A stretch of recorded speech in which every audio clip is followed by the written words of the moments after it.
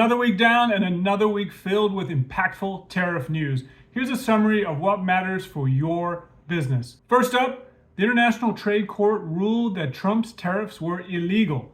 Tariffs were gone. Yay! Until they weren't 2 days later when the appeals court said, let's pause that ruling while we investigate it a bit deeper. Either way, no matter what the appeals court says, this is going to the Supreme Court and it's going to be months away until we get a final answer on whether these tariffs are legal or illegal. On the deal side, we have no signed deals. And on the big one, the China-US deal, not great news this week. After some thawing of the relationship, after a meeting in Switzerland, we haven't gotten a lot of news. But this week, there's been some accusations flying, particularly from the US, around China reneging on its part of the deal on increasing its exports of rare earth minerals.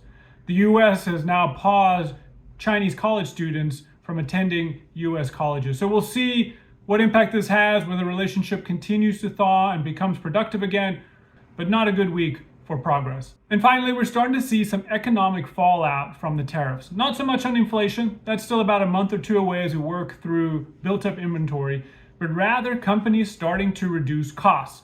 One example of this was Walmart laying off roughly 1,500 people, mostly engineers, i.e. expensive people, to start preserving their profit margins.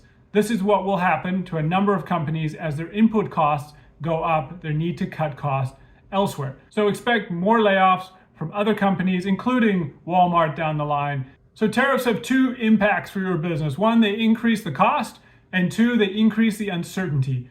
Right now, on the cost side, no real change this week. On the uncertainty side, this went way up as the court went no tariffs, yes tariffs, and we'll see where it goes from there. But a lot of uncertainty of what will happen and how things will progress and when things will change. But right now, if you're a business, continue to play it safe, continue to play it conservative, keep cash in the stockpile. So lots of news out there. Please follow along and I'll make sure that you have the news you need to continue running your business through this turbulent time.